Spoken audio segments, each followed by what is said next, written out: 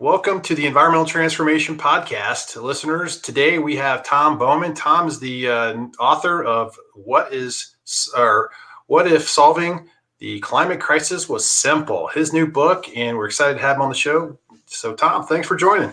It's my pleasure. Glad to be here. Yeah, no kidding.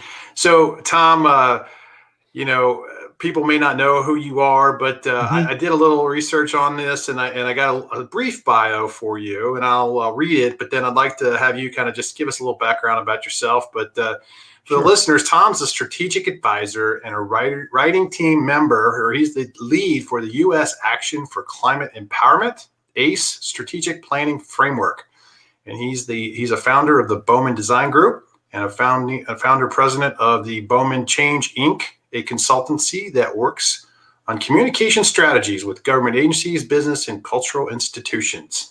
So, Tom, thanks for joining. And tell us a little bit about your journey, if you would, a little bit about this book and what led you to write it. Yeah, this has been a long and winding road. And the book is in some ways a focal point, a culmination of a lot of things that happened. I started an exhibit design firm back in the 1980s. So I've worked on air shows around the world, trade shows, did a big FIFA World Cup venue. And along the way, I was invited to design a museum for the National Academy of Sciences in Washington, D.C. And anybody in the exhibit industry who would say no to designing a new museum in Washington, D.C. would be, it's time to go to the rubber room, I think. So, of course, I said yes. And the first project that I did was on climate science back in 2003. And it was like going to grad school on an independent study basis with some of the finest minds in the country, because, the National Academies is the most prestigious honor society for the sciences in the United States and possibly, arguably the world. Right. So in 2003, I left that project asking the main science officer for the project, what do you think about this? Because it was pretty concerning. And his attitude was, we have time to figure this out, and humans aren't stupid. We won't do anything so unwise as to allow unregulated climate change to proceed, right? Sure. 3 years later, I was invited to do another project, similar project at the Birch Aquarium, which is part of Scripps Institution of Oceanography in La Jolla, California, down by San Diego. Love that place. And the attitude among the scientists had just spun 180 degrees on a pin. And it was because the melting of the Arctic ice cap had accelerated dramatically that year. Right. And emissions, because of economic development, mainly in China, were starting to go through the roof and follow what had been called the worst case scenario up until that time. So that and the events surrounding that led me to change my career path. I mean, once I really understood where we were, I looked around myself and I thought, who else who does communications for a living really understands what the science is telling us? And the answer was, I couldn't think of very many people. It's a little complicated. Yeah. So I devoted the next few years to building relationships with climate scientists and behavioral scientists, social scientists who research communication theory and public opinion. And I started a consultancy to work on projects about climate communication that didn't necessarily have anything to do with exhibits. And I found myself, because I'm an entrepreneurial guy, bringing together combinations of experts who had never really been in the same room before. Twice I gathered all the social scientists who study public attitudes and spent a day with them, or 2 days, and found out, sort of what can you advise the communication profession about this issue, and wrote the reports. Another project that I did, I managed to bring economists and policy experts and lawyers and climate scientists and social scientists and educators all together to master plan an event that, unfortunately, the Great Recession sort of stopped in its track. But these kinds of combinations of people lead to really amazing experiences. Yeah. No, that's great. I mean, so for the listeners, let me just give this a little, this is the book. What if solving the climate crisis is simple? And here's the beauty of it. look how it's about 100 pages long, right? I mean, it That's doesn't right. take too long to read. I was able to get through it in a weekend, and it really was, it was a page turner, I guess. That's what I would say. It's a page turner. I kept Thank reading. I was you. like, this is great. Um, so the big question out of this is, so are we too late to solve the climate crisis? Yeah. Yeah, that's the title of chapter 1. Yeah, And I figure we better get into this right away because we're constantly bombarded with depressing messages about climate change, right? right. CO2 emissions are going up or they're coming down some, but it's not enough. Hmm. And the world is changing around us very rapidly. And the answer I come to that question is an emphatic no. Of course, it's not too late because Right, the only cause of it is human behavior. And if the only cause of it is what we're doing, then the solution to it is to change what we're doing. And that right. means that the power to change is in our hands, not someone else's. Well, and that's great. I mean, yeah, I love that because you're right, and it is our power. So in the beginning of the book, you laid down some fundamental explanations of about why and how people respond to information based on Hmm. previous experiences, and you talked a little bit about the big um, tsunami that hit Hmm. Thailand, and Hmm. the people's mental model and their reality of that prevented them from responding appropriately. They didn't think there was going to be a tidal wave coming, taken Right. out, right?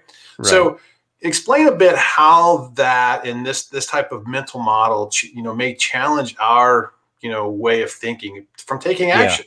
Yeah. So this I'm a mountaineer, and so I'm a big fan of the literature about what happens in the wilderness when people get into trouble. What happens in Hmm. accidents? Who lives, who dies? And so I've done a bunch of digging into that. And that literature sort of converges with literature on how people make decisions that is important for people in my business who do communication work. Right. And what we discover is that, the human brain has evolved with really two systems for making choices. One is this deliberate analytical process that we use when we're making, you know, we use it a lot, and it takes a lot of energy to think things through, and so it's not fast, and it's not very energy efficient. Hmm. And evolution favors speed because if there's something breathing in the bushes next to you in the wild that might be a predator, you don't have time to think it through, right? You've got to Right. make a It's snap it's judgment. yeah. It's a reflex. Yeah, and so there's a process, and it's part of the emotional system that basically memorizes decisions that work well. And the assumption is that if it's worked in the past, it's going to work in the future, and it allows us to make decisions just in a heartbeat, right? Right. But what happens when we call those on those processes and when we use the mental models, it's basically an emotional feeling that floods our bloodstream with chemicals that cause us, like adrenaline, that cause us to react quickly. But it's also a mental model that says, is it okay? Is this a good thing or a bad thing? And those people I mentioned on the beach in Thailand were tourists, and there Yeah. was a tsunami in the Indian Ocean and so the wave was coming toward them. And, characteristically in a tsunami, the ocean is sucked away from the beach and then it comes roaring back, right? Yeah. And these tourists are on the beach. You can see the videos on YouTube, and they're watching the receded ocean, and they see this wave in the distance, and they're curious about it, and they're not alarmed. The locals aren't on the beach anymore, Yeah. but some of these tourists are, and it's because their mental models said, "I'm on vacation. It's a beach. It's Yeah. sunny. This is Right. a safe and wonderful, relaxing place." And their mental Why would there models, be a problem? right, and it didn't allow them to break out of that and actually see what was happening to them at the time. And some of those people didn't make it, That's obviously. right. Others did, and with a massive disruption, right? To those mental models were essentially washed away, um, because what happens is your experience rewrites your assumptions. Yeah. So when we learn to be, um, not be hopeful about our future, it's worth asking, am I relying on a mental model that's not in my best interest? Well, I think, with the climate crisis, a lot of people haven't really, thought it through. Like, Mhm. is it really that bad? I mean, it seems normal to us now, right? I mean, yeah, you can see some changes in the climate a bit. I mean, it rains a little more, or it's a little drier, or I get a Mhm. little more snow in the winter sometimes, or I don't, or whatever. But it's not so drastic. I don't think people are really like alarmed as much. Now, there are a Yeah. lot of people who are very alarmed, right? I mean, Right. but so in order to break this mental model, what do we need to do to get unstuck? What do we need to change, to Yeah. fix this? Well, let's talk a little bit about what our mental model is, Yeah.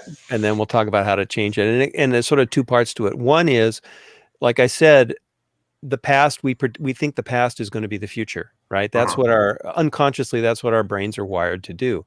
And if it's a nice day outside, or if the weather looks pretty benign, the assumption is that that's going to continue as far as we can see into the future, or certainly as far as we need to plan for. Yeah. Right. And climate change tells us that's wrong, but the weather outside is reinforcing the idea that it's right. Right. So there's that. Yeah. The second thing is that we have been learning about the climate crisis from scientists for the last 30 or 40 years. And scientists are people, God bless them for doing it.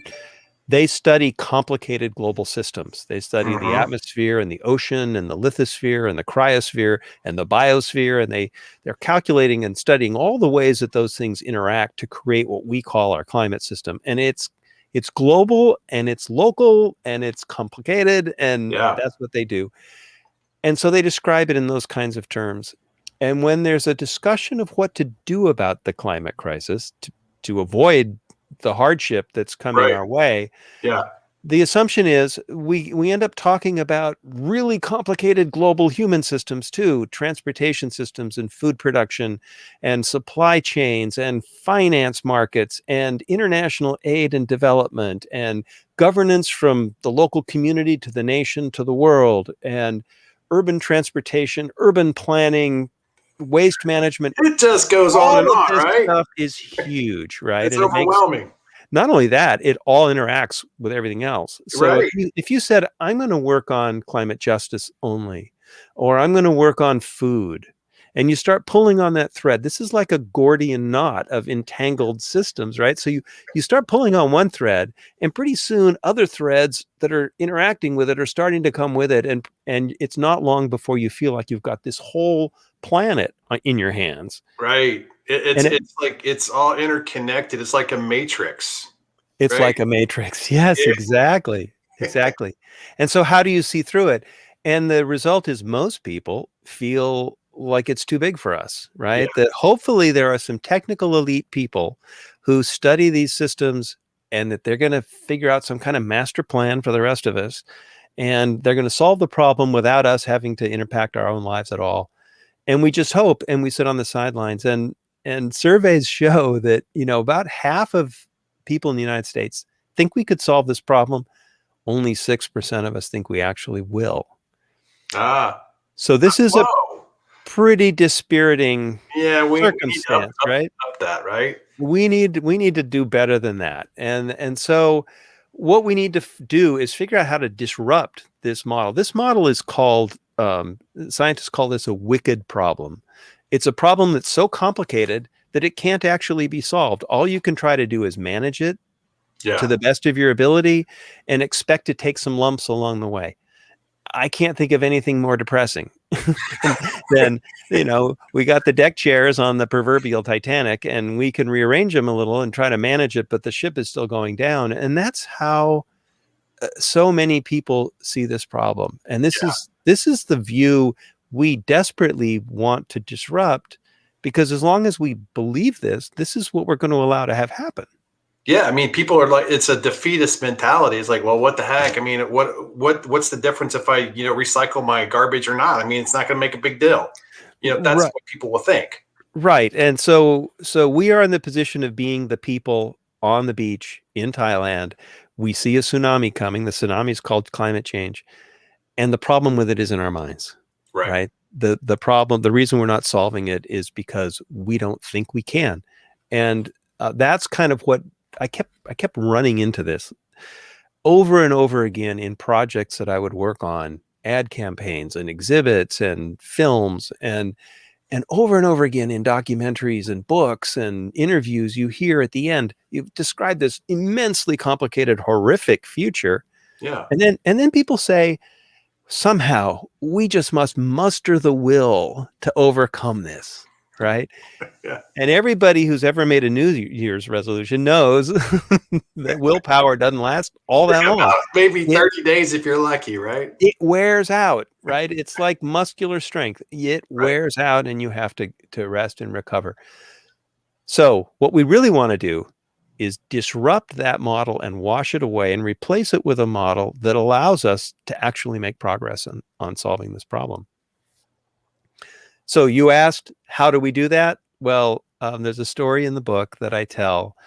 I had an art professor in college. I was an art student, and I was working on a painting, and it was one of those things you work on that just won't work, And I kept trying new.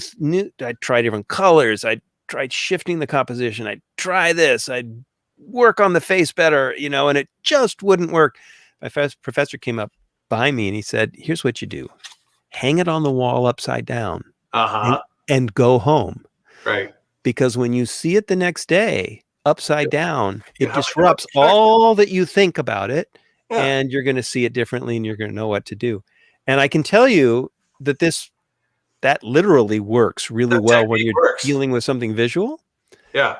But when you want to apply it, the same rule applies when you want to apply it to a different kind of problem. The basic insight is that if every solution you're trying has something in common, a premise, a requirement, an assumption that's the same in every single one, try setting that aside for a minute and see what happens. And in my experience, what happens is you suddenly discover possibilities that were there the whole time. You just didn't realize they were there. Yeah. Right. No, I like that. I like that. Well, Mhm. talk a little bit about I mean, well, we already talked about how complex the climate crisis is and all the various contributions. And you kind of went through a litany of list of, you know, Yeah, right. all the It's a input. list. And it's massive. It is challenging to wrap your head around how everything's so interconnected. Mhm. Um, but if you were to boil down the issue to its most basic and fundamental issue, how do we solve the climate crisis? Right. Well, this is what happens when you set that wicked problem or Gordian knot of intertangled systems aside. What do you discover? You discover that in reality, we only have to do one thing. We have to stop burning fossil fuels. Fossil fuels are the driver, essentially the singular driver of global warming. There's some other ancillary things too that are small percentages. Yeah, They can be solved, but the driver that matters is that we burn a lot of coal, a lot of oil, and a lot of natural gas. So the solution literally is to stop burning those things. And because we're so far down the road, the science says we have to stop well before mid-century at the latest. And we know we don't want to fail, because if we do, the consequences are awful, right? right, So the mantra or the imperative that comes from this different viewpoint is a very simple sentence. The sentence is, stop burning fossil fuels well before mid-century, and absolutely, positively, do not fail.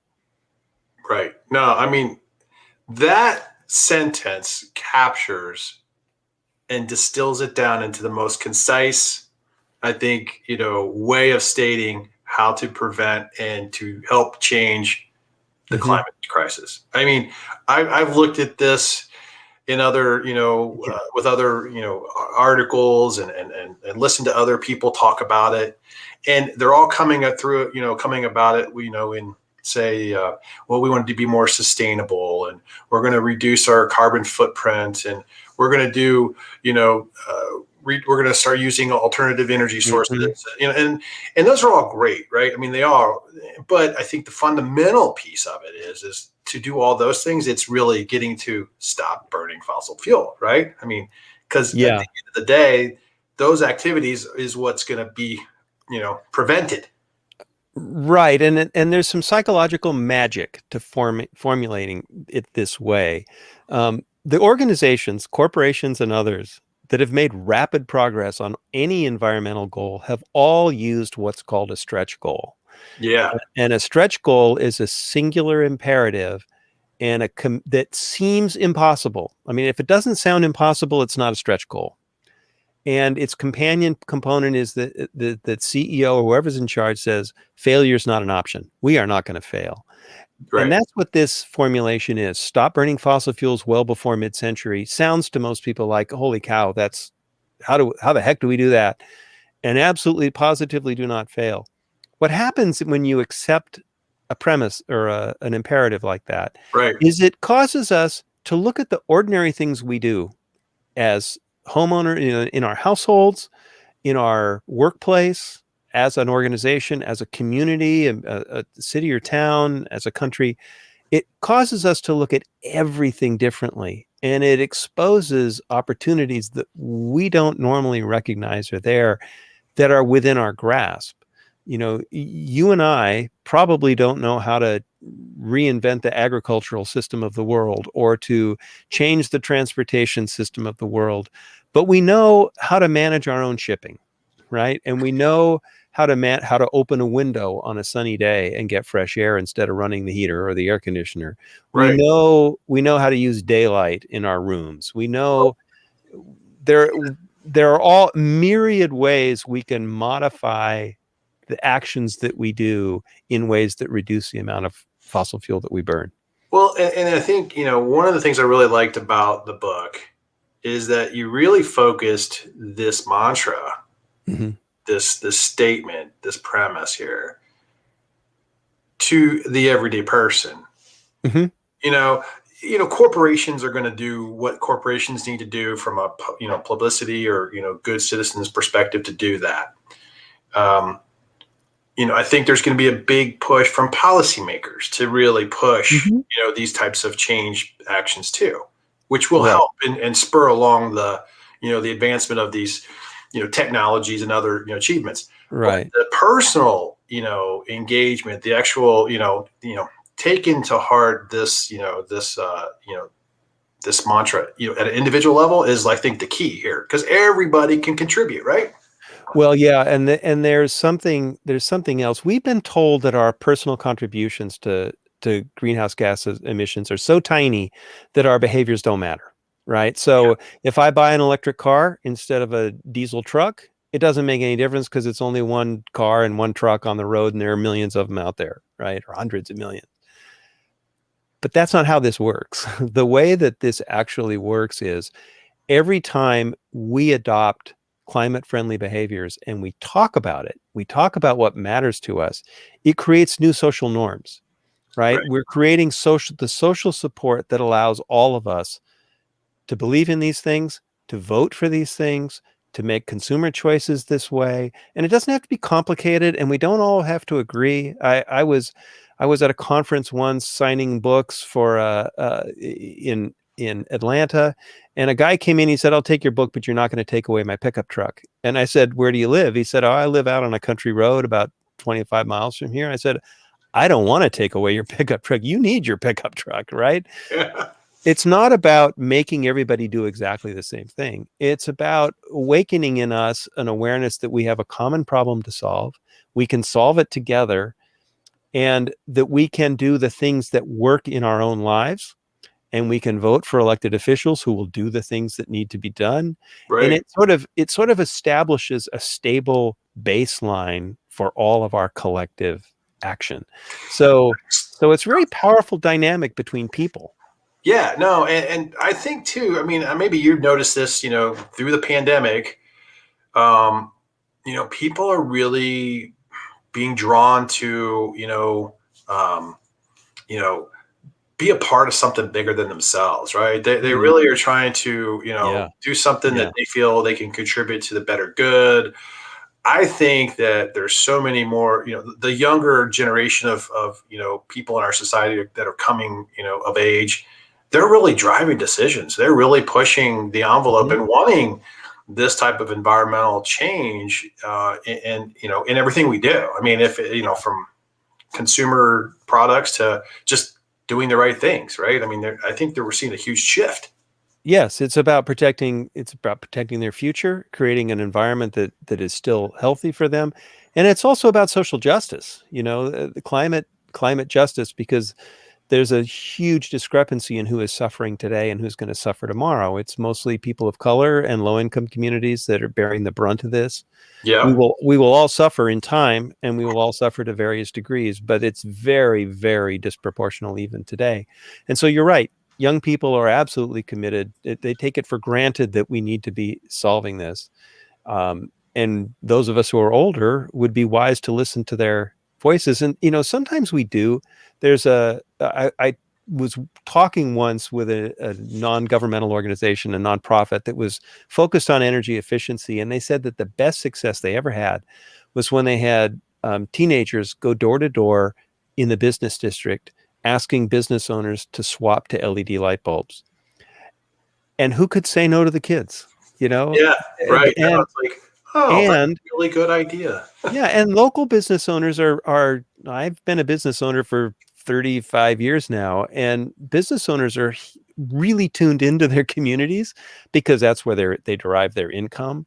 And so if their community is telling them, we want energy efficiency, we want climate friendly behavior, no more polluting, Right. guess what the businesses are going to do? They're not going to want to be the odd man out. Yeah, they don't want to have a bad stigma against them. Yeah. Well, okay. So, Tom, talk a little bit about your decision to take action with your own Yeah. business. Yeah. You started to really grapple with this climate change, and talk about your adaptive strategy or your stretch goals within your organization. Right. So we can talk about it later, but I had this moment of awakening that sort of shifted my whole Oh yeah.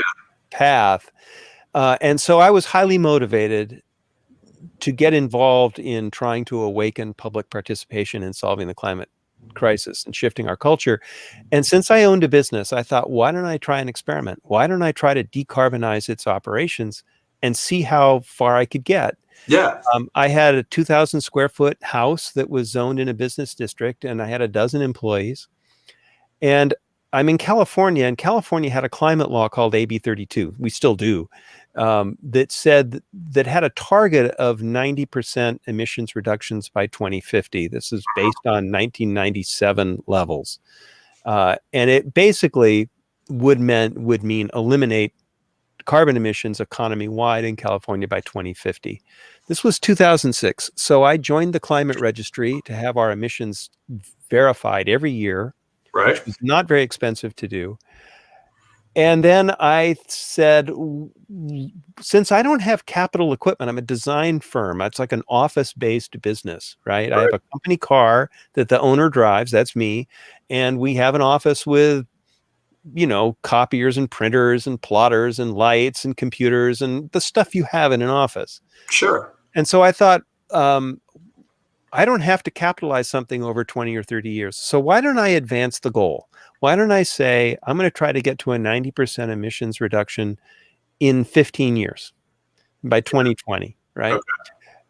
I presented that, and I had big goals for water reduction and trash reduction and other things too. And I presented it at a staff meeting and said, we're going to do this. We're not going to fail to do this.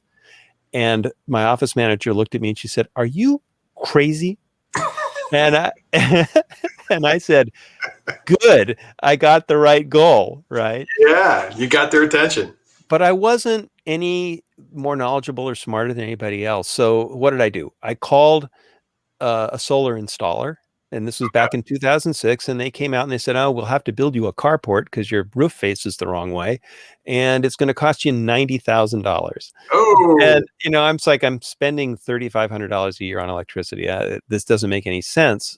I called an architect who I knew and said, what can I do? He said, well, your building gets hot in the sun in Southern California. Why don't you put 4 inches of foam on your roof and then a highly reflective metal roof on top of that? And that'll keep reduce your air conditioning needs. And so I got an estimate for that. It was $40,000. So that's okay. I can't do that. And I did trade my small SUV for a Prius because it was the lowest emissions car I could get in 2007. And then I just decided, I told the staff, here's what we're going to do. We're going to make every decision a green decision. This became sort of our slogan, every decision a green decision. What it means is we make decisions every day about going to see a supplier, going to see a client, about building an exhibit, about how we're going to purchase something, right? We make decisions all the time. Let's add energy efficiency as a second top priority to every decision we're going to make. In other words, the business goal is still the goal, but we're going to meet that goal in the most energy efficient way we can imagine, right? Yeah.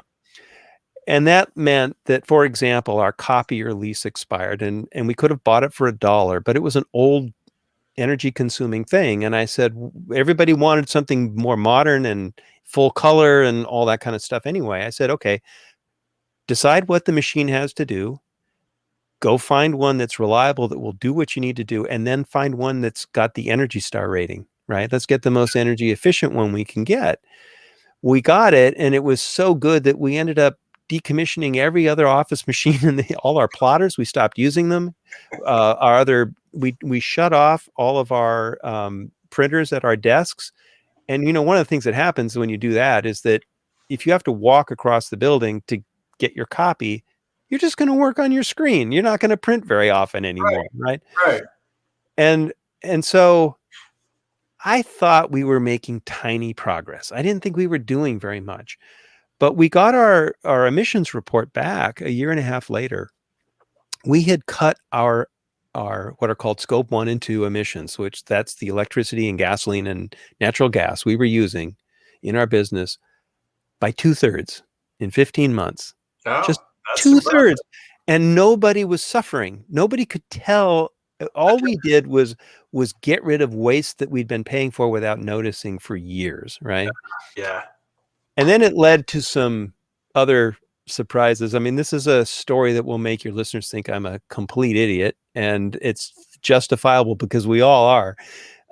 I had 2 employees. We were located in Long Beach, California, and 2 of them decided to move independently of each other all the way to Palm Springs. And they were commuting together 100 miles through rush hour traffic to our office every day, 5 days a week, and then all the way back to Palm Springs. Oh my gosh. They must really like to work for you. Yeah, it was a good place to work. But to put up with that, to do that to your life, to go to work, sustainable, is madness. Yeah. And yet we hit all, and then people would come to work, and we had a main supplier who would build exhibits for us who was 60 miles away. So sometimes you'd hop in the car, drive 60 miles for an hour, have a meeting that might last long or short, who knows? And then you'd drive back to the office, and then you'd commute all the way home, right? And I suddenly thought, I mean, we just lived with this. We didn't like it, but we lived with it, and we thought it was normal because everybody seemed to do it. I said, well, why don't we try an experiment? You 2 guys only come in once a week.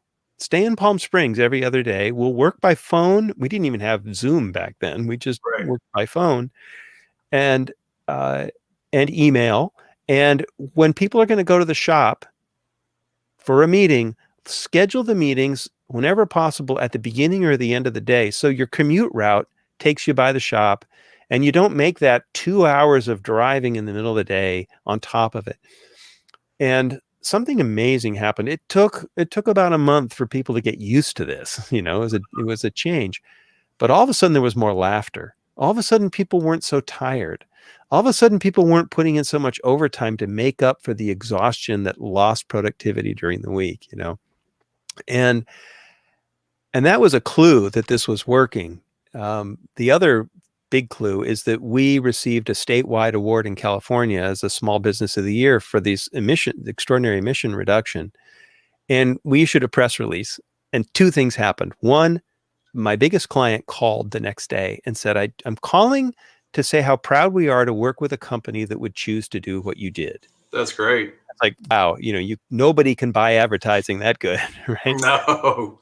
The other thing is that the employees took a new sense of ownership in the business and started looking for ways to enhance our environmental performance, because all of a sudden coming to work was more meaningful than it had ever been to them. And we all hunger for a sense of purpose and a sense of mission in our lives, you know?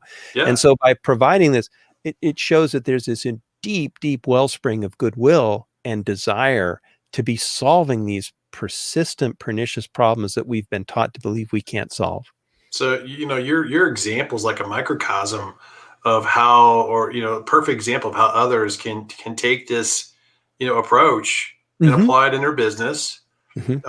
And this is just a great story to listen to how you decided to take action and to make a big difference. And then, like if everyone starts to do these little things, because we're all, wanting to contribute, we're going to make an impact. I can tell you, right? I mean, Yeah.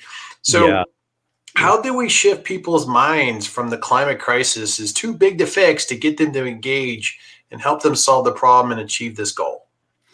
The the real trick, this is going to sound so simple, but when I was in this meeting I told you about, where I had scientists and social scientists, behavioral scientists, economists, lawyers, educators, we were all talking about master planning this thing, and we went around the room and everybody said, "What is your real goal for this project?" And I thought about it and I said, "You know what my goal is for this?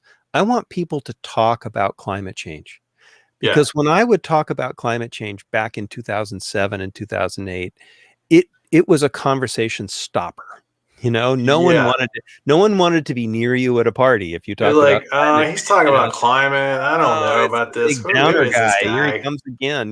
He's a tree hugger. Watch out for him. Yeah, all that kind of stuff. And I used to Right. hear that stuff all the time. But the social science is really clear.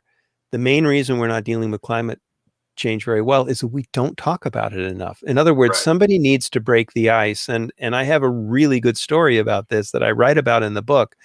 When we won that award, I was invited 2 years later to give a talk when the next group of awardees received their awards at the ceremony. And I decided not to talk like a business owner. I decided not to use the language of business, which I don't particularly care to use anyway. Sure. I decided to talk about what it meant to me, what motivated me to do this, what it meant to me to achieve what we had achieved, and Yeah. how it changed the character and the quality of life in my company when we did. So it was a very personal, heartfelt Yeah. story, right? Yeah. When I was done, one of the awardees asked if she could say a few words. So I handed the microphone to her, and she told a very equally personal story of her own about what motivated her to do what she did. When she was done, the next guy said, can I say something?" And he talked about his personal motivations for doing, it was about his kids and about, and all of that.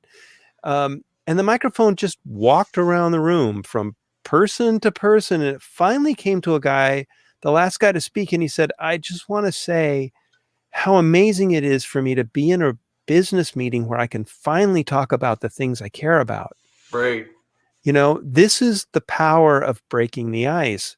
And you get a bunch of business people together, entrepreneurs together, and you talk about your collective passion for solving social problems. You're And gonna find some. Yeah, you're gonna find some answers, right? it's talk about a shot of adrenaline in the arm. I mean, you walk out of the feeling like you're soaring on cloud nine. Yeah, Yeah. there's a lot of capacity just among us, wherever we live. Well, that's a great story. I'd love to hear that because I mean everyone's got a passion for solving these things, and I Mhm. think the more this topic is being brought up in education, in schools. I mean, like both my daughters grew up in school, kind of pretty aware of it. They're Mhm. in college. My youngest is in college now, and she's really aware of it. She's taking sustainability classes in college, in her business Oh, degrees, cool. and she's really like, this is important, Dad. And she knows I do environmental consulting too, so she's had a little bit of some coaching along the way. Sure. But as I look at this, I have been looking at it from a climate perspective. Like, there's a lot of scientists out there that really talk about one thing or another thing, and Mhm. which part do you believe in? I mean, and I think the messaging, out there is depending on maybe a political party you sit on is different, right? I mean, one's like, it's not so bad, or it's really bad. And, I think it's kind of in the middle somewhere, or, maybe a little more is bad than it is good, but you got to It's start really, really looking at the science, right?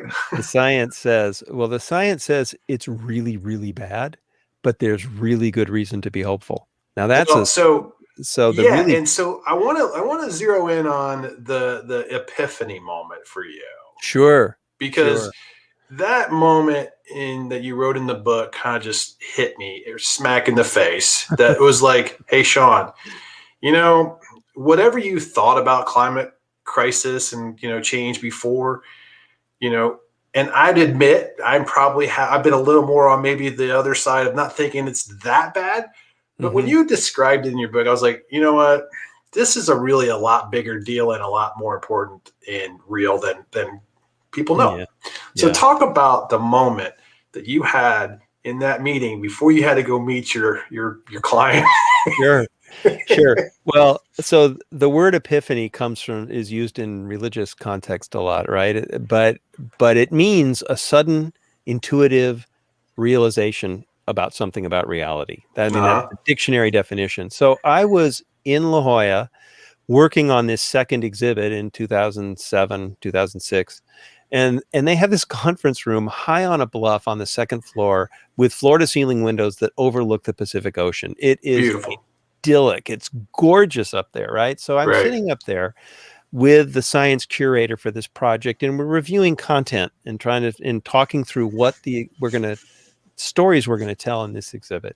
Right. And I mentioned to her just kind of in passing, the folks at the National Academies had said to me, pay attention to the oceans because water can absorb so much heat before water temperature starts to rise, Mm-hmm. that once we start to see warming in the oceans, we're going to be committed to a changing climate for 500 to 1,000 years.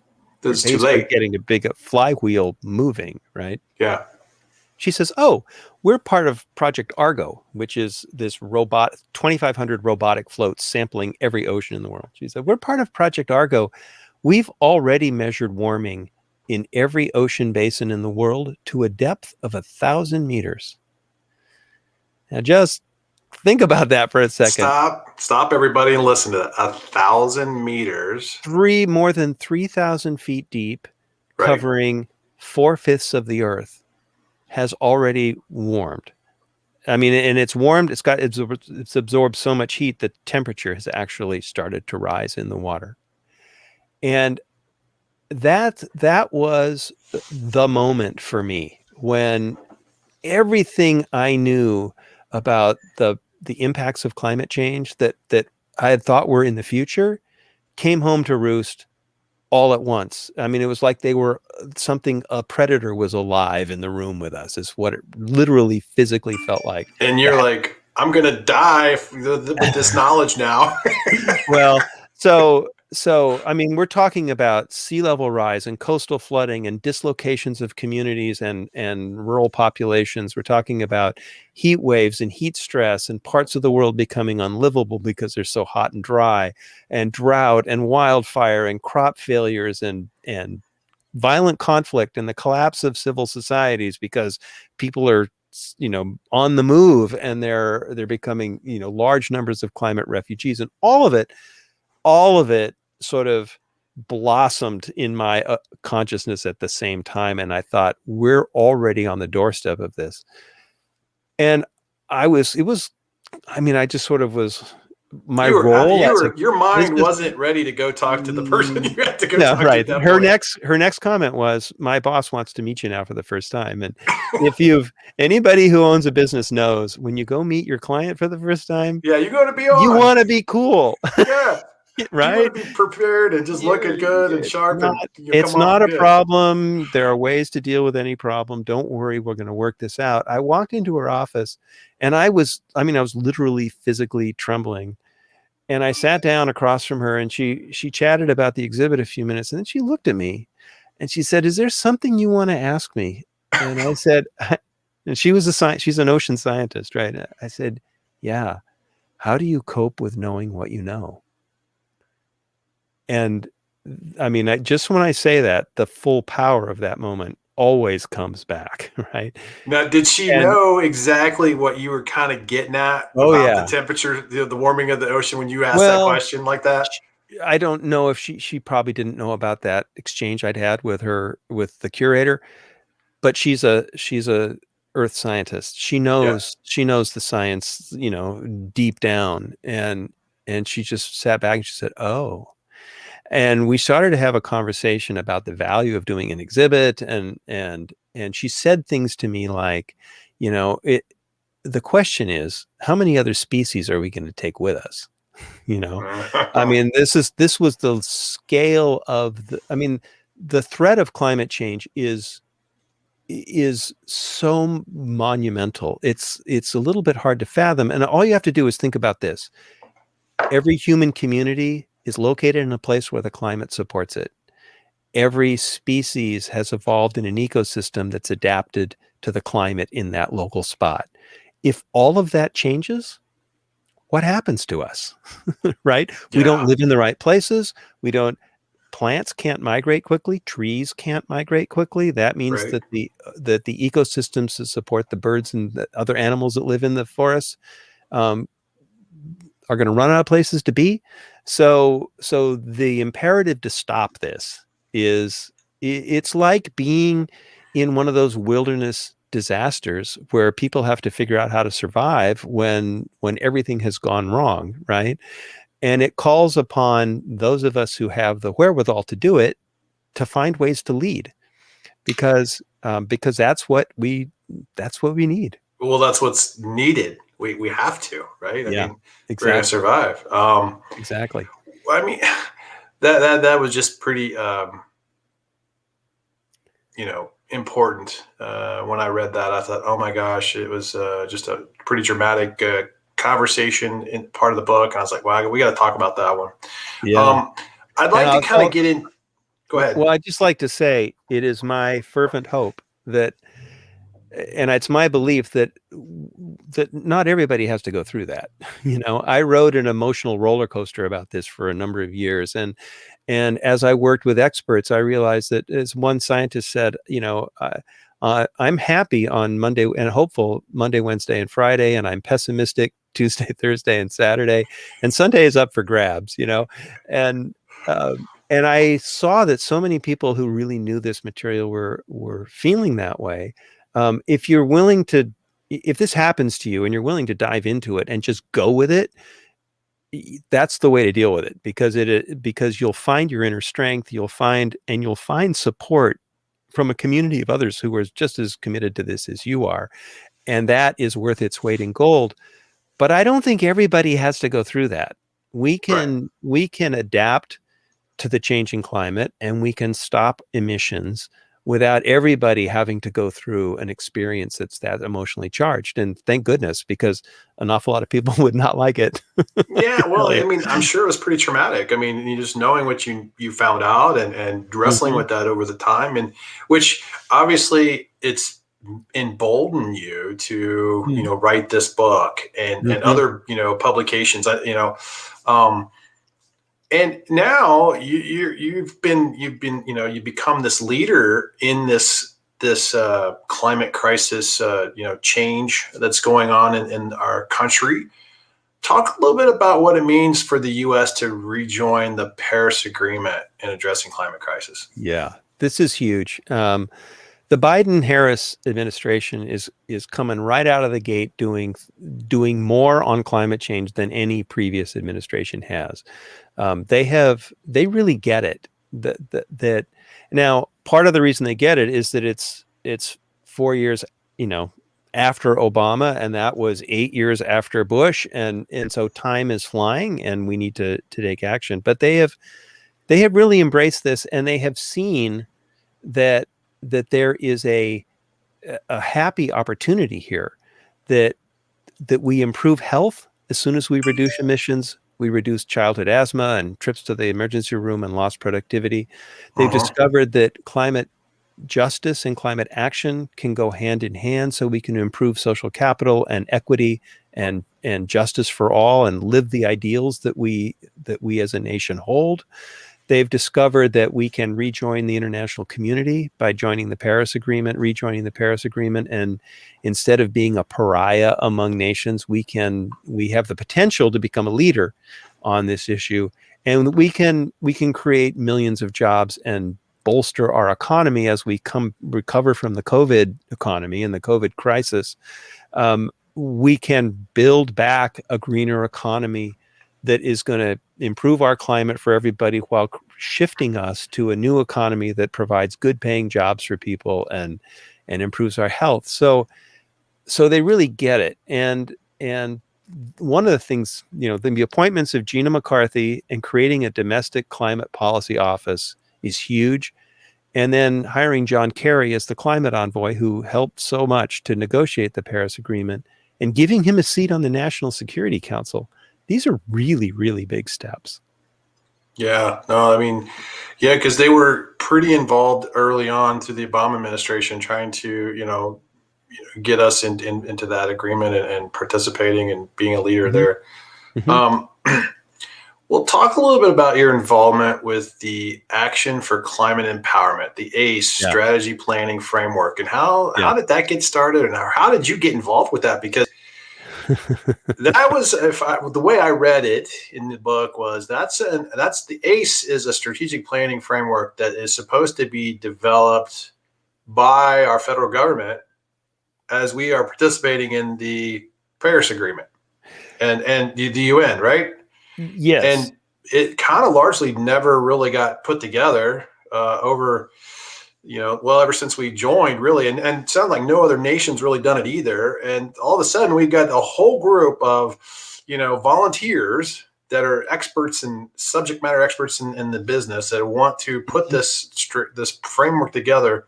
So we say, here, Biden administration, here, climate justice, warriors, here's the plan. Here's the playbook. Yeah. I mean, I wish it was that simple. It's almost that simple. Okay. So the Paris Agreement, it grows out of something called the UN Framework Convention on Climate Change. That's a treaty, a global treaty that says we're going to hold emissions below dangerous levels. And Article 6 of that, it says, is ACE, Action for Climate Empowerment. And the premise of ACE is that we need to engage the public of every nation as active participants in finding and implementing solutions to the climate crisis. In other words, governments shouldn't try to have to do this alone. We need the people involved. Right. And as you said, no other major emitting country, those who are at the top tier of emissions, including the United States, has ever come up with a national strategy to do that. But every nation that is a party to the Paris Agreement has agreed to do it. It's not a requirement of the treaty. The treaty urges countries to create national strategies, but the treaty is structured to urge nations to do all kinds of things. So there is an implicit obligation for the United States to come up with think about this, a national strategy to get all of us engaged in solving the climate crisis in whatever ways work in our communities and in our professions and in our lives, right? So a group of people colleagues who have been involved in various aspects of this work for decades began to coalesce at the beginning of last year and got together and decided, we can't create a national strategy for the United States without the federal government doing it. But the federal government might change because 2020 was an election year, and it might have been, we didn't know, but it might have been Trump's last year and a Democrat's first year, which is in fact exactly what's happened. So throughout the year, I was recruited to be the lead writer, but also to be a strategic advisor on a small team of about a 10 or 12 coordinating team that was trying to put this together. And when we looked at ACE, the elements of ACE are education, public awareness, public participation in decision-making, workforce development and training for jobs and for leaders, international cooperation, and public access to information. Those sound like bureaucratic sort of categories. what it said to us is, the problem we have is that everybody works in their silo. Scientists work in the science silo, social scientists are in the social science silo, youth activists are working in youth activism, politicians are in their bubble, um, um, climate justice and indigenous leaders are working on climate justice and indigenous rights. We need to get everybody together, because the way this really works is if people are building trust, sharing Yeah. knowledge, Right. learning from one another. And so there's a process within the UN that the UN has embraced called the Talanoa Dialogue. It's a Fijian word. It's a kind of dialogue where everybody's equals. You leave your rank at the door, you leave your logo at the door, you leave your social role at the door, and you dialogue with your partners as if we're all equals, because we are equals, and you share stories and knowledge, and we come to common decisions together. So we embrace this. 150 people were involved who are experienced leaders in youth movements, indigenous movements, climate justice movements with people of color and gender, science, social science, local government, communication strategy, really broad range, education, really broad range of skills and life experience at national scales to the most Sure. local community scales. Right. And so we had a series of dialogues, and then we broke into focus groups where people could work with 6 or 8 other people, and reporters captured everything that was said, and it was synthesized, and we wrote this up as a roughly 50-page statement that describes the value of having a national strategy and how it sits in the international agreement. And then it talks about a vision for where the public should be 20 years from now, and then what we have to do 10 years from now to get there, 5 years from now to get there, 2 years from now to get there, in great detail about education policy and workforce training policy and government Right. procurement policy and support for low income communities so they can participate in decision making, and on and on and on. And it was an utterly transformational experience for the people who were involved, because for the first time ever, I think for the first time ever, such a broad group of people who have real experience came together, and we all saw just how much capacity our country already has to solve this problem if we can create a strategic alignment and be more strategic about how things are funded, um, so that so that all of this work can grow in scale and grow in its collective impact. So we have 400 signatories to this report. It's been extensively reviewed. We've written it up into a new book that has commentaries by leaders in various communities. I'll try to get That's in front right. of the That's your camera. new book, This Empowering is Climate Action in the United right. States. And Deb Morrison and I we call ourselves the editors because we did the writing, but we don't consider ourselves the authors, because the real authors are the people who are 150 people or more who are Right. doing this work every day. They Um, contributed to the whole conversation there, right? They provided the content, yes, Yeah. and what they provided is breathtaking. You read this and you go like, holy cow, we can solve this problem in just a few years if we align strategically this work, if we create the policies, if we essentially have these people help create the policies that will move us forward rapidly. Well, So, that's great. I mean, so I heard I talked with Tim Ward, mhm, the publisher of the Resetting Our Future book series, that's and right. he told me that there's so much interest in this book. I mean, it's like the number one bestseller on the Amazon store in the Well, I don't know about environmental that. arena, Well, right? it launched number one in the green business category of all There you go. places. Right. Yeah. Congrats. So thank you. What we're working on now is trying to get briefings with the administration, working every avenue we have. The thing is that there's so much motivation for this among the people who created it Yeah. that nobody on the coordinating team wants to let that die. Right. We all see the potential to enhance the work that we've all been doing for a long time on people's behalf. And the key to this that makes it so exciting is that it's not like the government expect the government to come in as the savior on a white horse. The goal of this is to empower local communities and Right. local community groups to find solutions that work for them. It's not an imposition of rules by somebody else.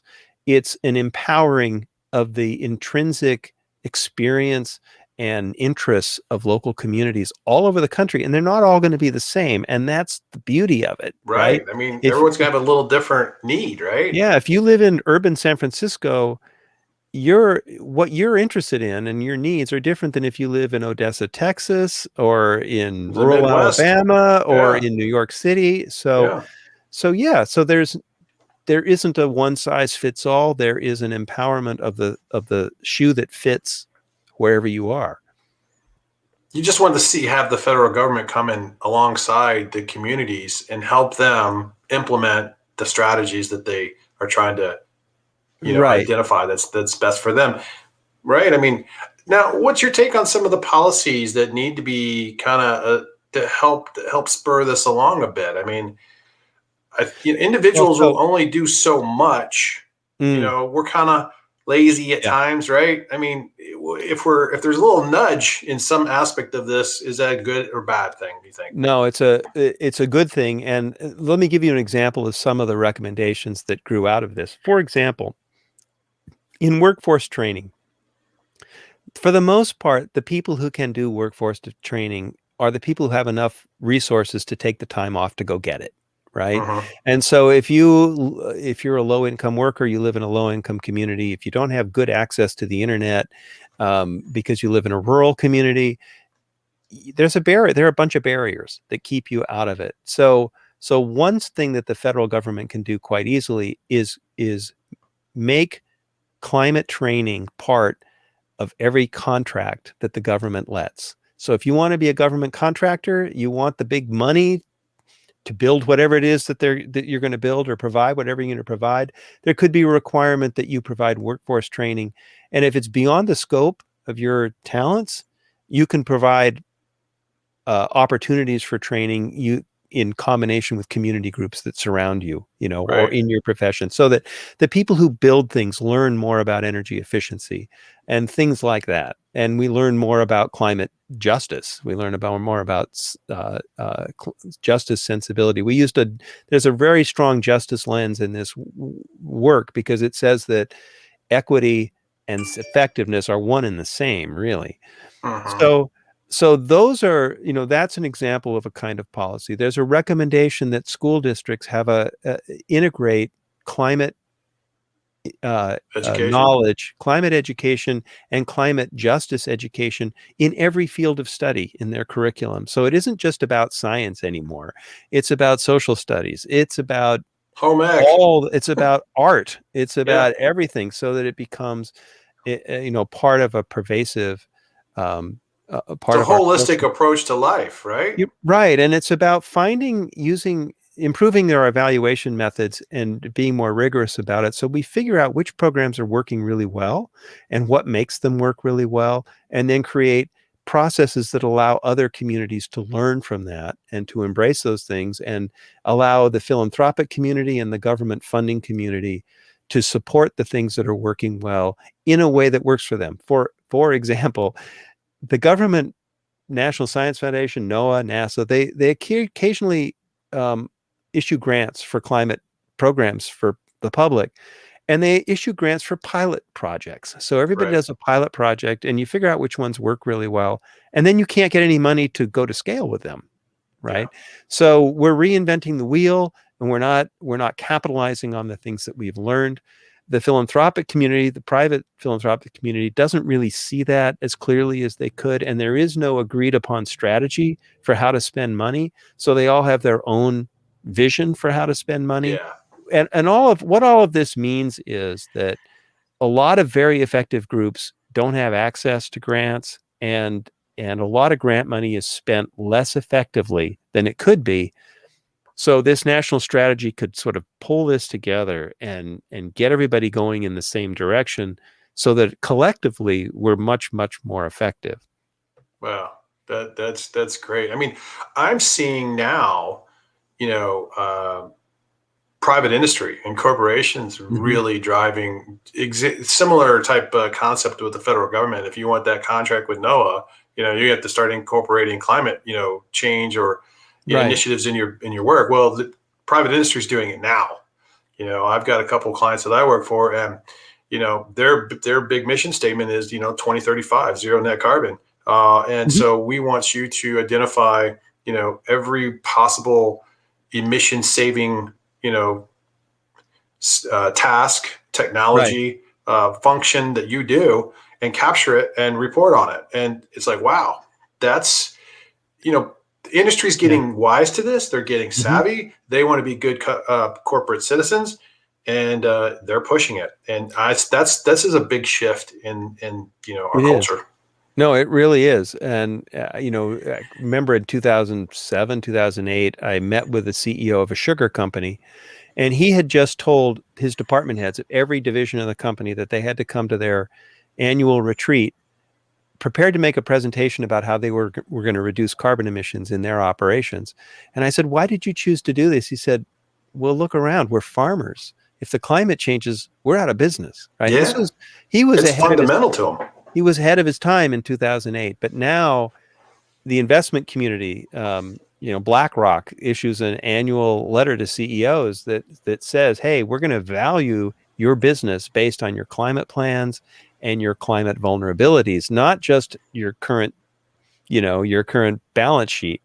Um, so there's a lot changing, and Biden's decision to rapidly shift the federal vehicle fleet to all electric, That was that big. that's going to drop the prices of electric vehicles dramatically and put them within easy reach of so many more consumers, and it's going to shift us away from internal combustion engines much faster than the market would do it on its own. So all of these things are setting up market forces that basically change our lives, Yeah. in the background, and we just adapt to it, and our lives are better. 10 to 15 years from now, we'll have this huge technology shift into this type of, way we live, Hmm. from electrification of cars and Yeah, vehicles, and hydrogen's going to be a big player in this conversation, solar, could be. wind, Hmm. all those alternative energy sources will be the biggest, you know, topic, and companies really, standing behind their commitments and not greenwashing stuff, right? I mean, they're going to really be like, okay, we want to figure this out. We're going to commit to actually tracking greenhouse gas emissions from a life cycle perspective, and have a better understanding of this. Because right now, a lot of companies have no idea how to even do it yet. I mean, they're just kind of like, I kind of know, but I don't. Yeah, So there are systems in place. I joined the Climate Registry. They're one of the measurement bodies. They're nonprofit, and there are others that there are also firms, companies you can pay that will measure and verify your emissions. yeah, And there's a much more sharing of knowledge about how to reduce emissions. The first book I wrote was for the exhibition industry, trade shows and all, about how to reduce emissions in that industry. But there are equivalents all over the place. So yeah, this stuff is it's really starting to getting, gain momentum. yeah. No, I agree with you. Well, yeah, this has been a great interview, Tom, and I really appreciate your time. So, I hear you got this new book coming out. When is it coming out? And then how do people get a hold of your existing book now? What if Yeah. solving the climate crisis was simple? You can go to tombowman.com, my website, and Okay. it's right there on the front page, and click on it, and it'll take you to a page where you can look for lots of purchasing options. But both of these books, that one and Empowering Climate Action in the United States, both part of Resetting Our Future, are available at resettingourfuture.com. They're at Amazon and Barnes and Noble and Apple Books. They're ebooks, they're Kindle books. Um, they're going to be hard to miss. Yeah, no, I'm looking forward to getting your new book coming out. I did pre-order, and I read the other one, and Tim Ward put together a fantastic group of authors He for really that did. Resetting Our Future book series. I couldn't be more happy to get digging into all these books. They're just fantastic. Yeah, and when you hear everybody together speaking, it's like, holy cow, this is an amazing group of people to be with. It's Oh, an honor to be part of it. no, I totally agree. You're the third person that I've interviewed, part of the book series. First one was Stephanie Miller and Tim, and now yourself. And just really glad to meet you and get you on the show. Looking forward to getting some feedback from people. We'll push this out to social media, and please, share it with your people, and we'll I'm We sure sure stay in will. touch. Well, thank you, Sean. It's been such a pleasure. I've enjoyed it. Yeah, me too. Me too. Well, thanks a lot for joining, and we'll talk to you soon. Okay.